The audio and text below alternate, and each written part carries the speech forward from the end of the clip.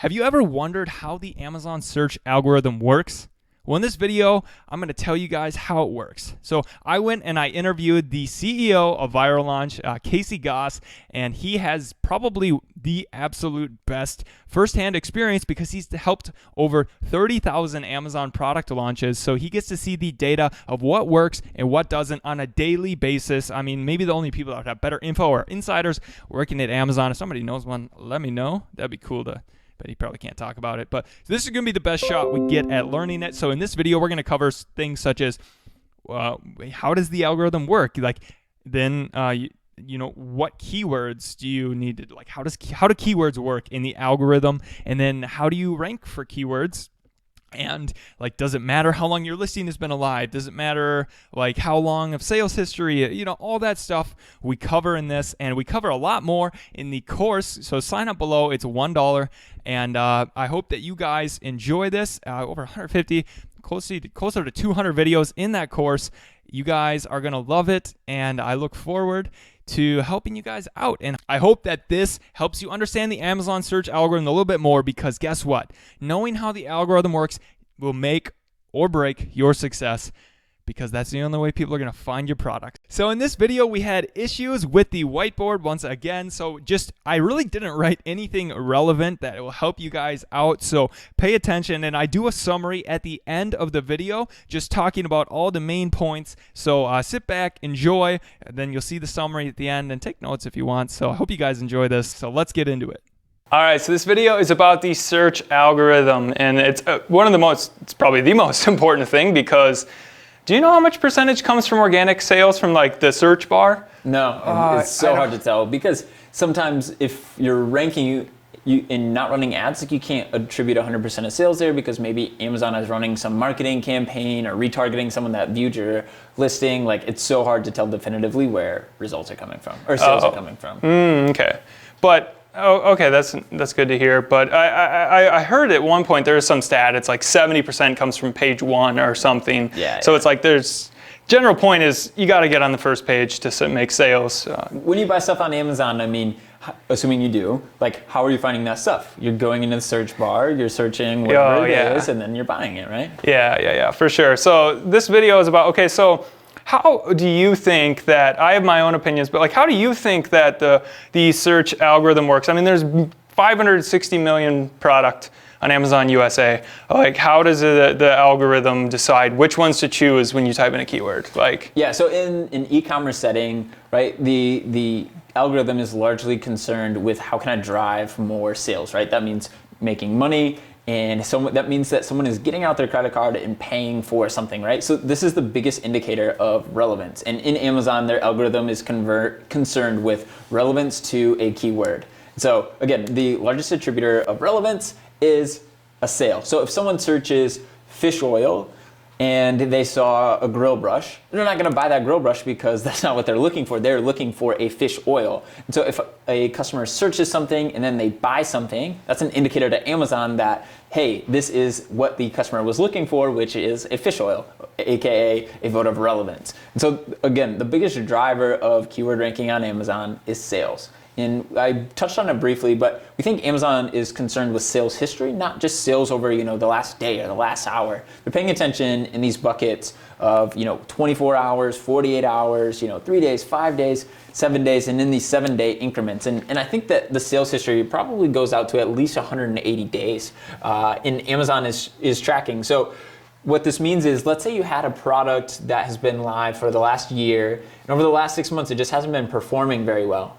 Maybe selling, 2 units a day on average, let's just say. Well, competitors that have been selling 50 units a day, their sales history over the last 6 months is awesome, right? 6 months on average selling 50 units a day is very strong versus your 5 units a day. And so assuming you have this bad sales history, we find it a little bit harder for you to achieve ranking and maintain ranking. So you're saying if you've sucked for a while, that it's going to be hard for you to get on the first page. Harder, yes. So you might want to do a relaunch. A relaunch, but what you should take into account is how many reviews do you have on that old product. Because if you have a good number of reviews, 100 reviews, 200 reviews, it's kind of hard to drive reviews right now. So well, then you would just add a variation. Yeah, you can definitely do that. Oh, okay, yeah. Yeah, so if you did that, add a variation. That's why I always tell you guys when you set up your listing, make variations even if you never use them because of that. Sorry to interrupt there. Yeah, but no, that's like a lot of people. Some people aren't on our, the super high level, so I gotta. Yeah, and so what you should definitely pay attention to is when you first launch a product, Amazon gives this 14-day star power or I don't know how to refer to it, but essentially in those first 2 days, Amazon really pays attention to the sales. So any sales driven through that are 1.5x in terms of okay. So the first 2 weeks are you get more weight. Right. So we find it a lot easier to drive ranking. Like you don't need to drive as many sales, and we see your ability to maintain ranking so much better. Like we've had plenty of instances where maybe someone doesn't have that great of a product or that great of a listing, maybe not that great of reviews, and in that first 2 weeks we launch it and it maintains ranking for like months and months and months, even though it's not selling well because it has bad photos or bad review quantity, but they're able to maintain that ranking because they perform so well in that first 2-week period. I think Amazon gives it, a little extra love to see, okay, let's give this listing a chance. Let's see how well it performs. And if it performs well in the first 2 weeks, Amazon, I'm paraphrasing here, but I'm assuming Amazon is like, wow, this must be good if they are doing this well right off the bat. So we definitely see an advantage in the first 2 weeks. No, I could agree because I used to play what was it, StarCraft. And if you did great in your first 5 games, you got put into like the Diamond League or the top leagues, and then you'd be playing people that way better than you. You'd get beat, but you'd stay up there. But if you got put in like the worst leagues in the beginning, you'd be stuck down there forever, and it'd be hard to get up. So that would make sense, yeah. Learning something new from StarCraft every day. Oh, I learned lots from video games and applied it. I mean, everything is a search algorithm in these days. So, all right, so we need to get sales, but then got to use keywords though, because people are typing in millions of keywords. So. Where should people be choosing to put their keywords? Yep. So we've done a lot of analysis around. So every one of our 30,000 product launches, we're tracking the keyword structure or the content of a listing to understand, and then tracking each of those keyword phrases in the search results to see how sales interact with those words or that keyword structure to drive ranking.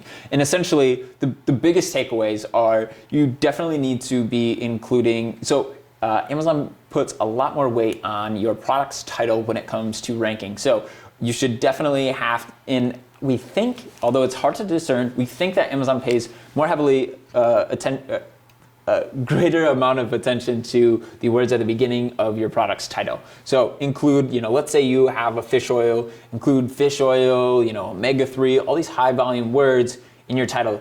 To a large extent, we're almost keyword stuffing our titles to make sure that we have just as many high volume keywords in our title. We try to make sure that it's cohesive, it's still readable, but sometimes it may be a little bit quirky or has a couple little quirks. And so one thing that I like to say is, I would rather have, a 3% lower click-through rate, but rank for twice as many keywords.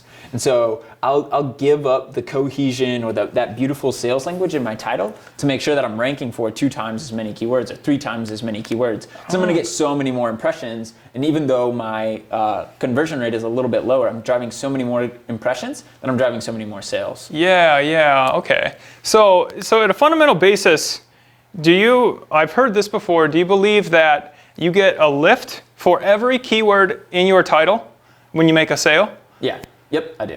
Okay, so like if you really wanted... In your listing, and I think title just gets that much more. Okay, so like you could you almost rank for something that's kind of irrelevant by just getting so many sales, but the word was in your title, you think? Yes and no. So it depends on the category. And I think that Amazon is doing a little bit more of this, but not to the degree that some people think, latent semantic indexing. And so they build these keyword clusters of relevance. And so if fish oil has this kind of keyword cluster and dog cage is so far outside of that, I think that Amazon sees your listing as a fish oil. Now, I do think you could get Amazon to now start thinking that this listing is a dog cage, but it would take a bit of work. You'd have to make sure that you're still running sales through it. So it's kind of a roundabout way of answering your question. Yes, if it's closely related. If it's not, then sometimes we find it hard to do. Yeah, that makes sense. It's just basically saying that they use advanced machine learning and they know what words are correlated to each other to a certain extent. So no.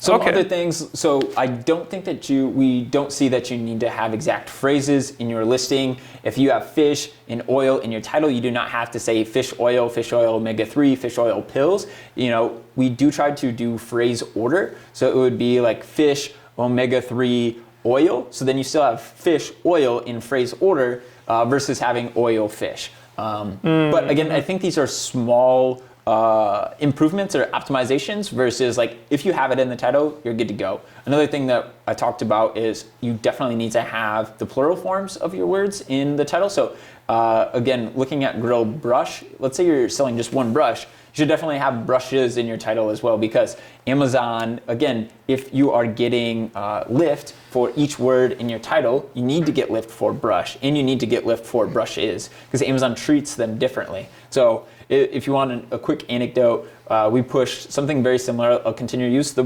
brushes example, but we ran a launch for a product that only had the plural form in the title, and we ran a launch targeting the singular form. So we targeted grill brush. They had grill brushes in the title, and we only got the single form to mid-page 2, and we're like, what the heck is going on? Like, we would expect it to hit page 1. But if we go and search the plural form, we saw that ranking really well on page 1 in the top 10. And it was because it had it in its title. Even though we're not running a launch to it, Amazon was giving it lift because it was found in the title. Okay, so you could rank it. But so did you have brush and brushes in the title? No, we or only, like in theory, like you should, but in this example, we only had the plural form, and that's why it was hitting on page 1 and not the singular form. Oh, okay, yeah. Yeah. So when you're doing your keyword research, sometimes if you have brush and brushes, or you just have one of those, you will rank for both of them, but to get that extra boost. But to actually you will index for both of them by just having brush. You'll be indexed for brush and brushes. But if you're going to do a launch or try to rank, well, you need to have brush and brushes to start to rank for those in the keyword search. Yeah, and I think that's an important concept. Just because you are indexing for a word does not mean, again, let's say brush and brushes, just because you're indexing for both does not mean you're driving the same amount of ranking power for both. Yeah, that's what I was trying to get at. Yeah, and so I think backend search terms, if you want me to mention that. Yeah. So yeah, like where does the search algorithm care about backend keywords? So we've got keywords. We need to put the most important ones in our title. Okay, so we put them in the title there, but then what now? Like there's bullet points, there's description, there's backend keywords. Yeah, so there's only, there's 2,000 characters available in your description, 500 on average for your bullet points, 100 each bullet point, and let's just say 100 in your title. So that's only 2,600 characters available in the front end of your listing, and then 250 in the back end. So 2,850 characters available, right? Like that's not that much space. You also need a lot of these, words like the and like words that help in the overall cohesion. So you definitely have to be choosy about which words you are placing in your listing. So basically the way that we do it is most important words in the title, and then the words that we have yet to include then go in the bullet points while still providing some beautiful, the trick is, how can I beautifully marry sales-inducing language with the keywords that need to be in there from an SEO perspective? Because if people aren't finding your listing, it doesn't matter how beautifully written it is, right? And then we go to the description. So for the backend search terms, usually our backend search terms don't have any of these words like fish and oil or anything like that. It's just the collection of words that we weren't able to put into the front end of the listing. Maybe it didn't make sense. Maybe we only sell like a green grill brush, but we want to rank for the words like black and red or something like that. It wouldn't make sense to put it in the front, so we'll include it in the back end. Or just so like if we write a cell phone case listing, you'll not see cell or phone or case in the back end. It's all these words that we weren't able to include in the front So one end. of the things I use pet costumes as an example in the course. Yeah. So that's where we would put all the different types of dogs. Right, exactly. Because we're not going to want to put that. This would be great for a Shih Tzu, a Terrier, and like, no, you don't want to put that in your listing. So that's where you put that kind of stuff. Okay, so is there any difference if we put the keywords like in the description versus the bullet points versus the backend keywords? Yeah, so I imagine there's some kind of difference. Normally we treat the bullet points as kind of second order, then description, then backend search terms. But I think the difference is probably so subtle that it is very difficult for us to discern definitively. So we don't have like strong data that shows us either way. Okay. There's so many different things going on. Like, you know, there's so much noise. It's hard to understand things like definitively unless there's like a major difference, right? Which we see in the title, and that's why we know the title is more important. Okay, so if you had to sum it all up into like what is just the most important part about the algorithm, like there's a lot of little things we could go into, but you know, if people were to just get a couple things right, like would that just be it? Like all they really need to do? Yep. Like just make sure that you're driving sales. Make sure that you have a listing where your main keywords are in your title. As many main keywords in your title as possible. You don't need to use phrases. Just make sure it's in there at least one time. That is the biggest takeaway. All right, I hope you guys enjoyed that video. So now I'm going to give you the quick summary of the takeaway points if you're a beginner or you just want to hear it again. So most all sales on Amazon come through people looking at the search bar. All right, they look at that and then they look up keywords. All right, so you're going to get a lot of sales on your product through many different keywords. Okay, when you launch a product, Amazon does machine learning algorithms, and it will test you on keywords that are in your listing and that it thinks are relevant based off the info you've given them, okay? And then based on how you perform, if people click when they see or whatnot, and if they buy, it then now learns, is that keyword good for your product or not? All right, sweet. So what it does then is, how does it learn? Well, the most important thing basically is sales. So if you get sales through a keyword, you're going to rank. And essentially, whoever's getting the most sales through a keyword, Amazon shows. That's just the way that the entire search algorithm works. So your goal is to find the right keywords for your listing and to get a lot more sales than your competitors through those. And then you rank higher. And that's the whole name of the game. Amazon uses sales history to determine which ones keywords that you're going to rank for. So it's not just if you did good one day or 3 days or 5 days. It matters all these different time buckets. So you will actually, when you launch, you get that it's testing and learning. And if you do really good in those first 14 days, you over-index. Amazon gives you extra love because it's like, wow, this product came out and it's just crushing everybody else. So then you'll stay ranking for higher than you should have. So that is one thing to take note of. Your overall job is just to find the keywords that are the best for your listing. Now you're wondering, let's say you find out all the keywords, you need a keyword research tool to do that. I suggest you either use Viral Launch, or my actual favorite is Helium 10 for keyword research, but they're both good and they will both get the job done. I have videos for both of the keyword research coming out here, and it's in the course. Now keywords. Whenever you get a sale on your listing, you basically get a lift for every keyword in your title. You don't want to duplicate keywords. So don't do fish, oil, pills, fish, pill, oils. No. Just only have the word fish once. Try to get phrases in there if you can, but if you can't, it's not the most important. So the stuff that you can't fit in your title that you still want as keywords, well, just put that in your listing somewhere. Maybe it gets a little bit better ranking from the bullets, but it's so statistically unmeasurable that it really won't make a difference. So the 80-20 of your listing, you just need to find the right keywords that people are going to buy through and get sales through those. At the end of the day, that is literally all you need to know. Find keywords, get sales through those, and optimize for those. So if you convert really well on a keyword that has high traffic, put those words near the top of your title, and then tailor that product listing to the keywords that convert the best, and then boom, you have a successful product. There is the basics of the Amazon search algorithm. It's all based off keywords that people are searching and finding the right keyword match for your product. If you guys are not subscribed for the course yet, go do it. it's $1 I have to pay for hosting fees, and if I don't have any fee, my competitors will just fill it up with a bunch of fake emails, and it gets just really messy. So I gotta do that. But I hope that you guys enjoyed this and took some value from it. There's a lot more in the course and coming out on the YouTube channel, so make sure that you're subscribed to the YouTube channel, hit that bell, figure out when new videos are coming out, and have a great day, and good luck on your product or wherever your Amazon business is, or just wherever your life is in general.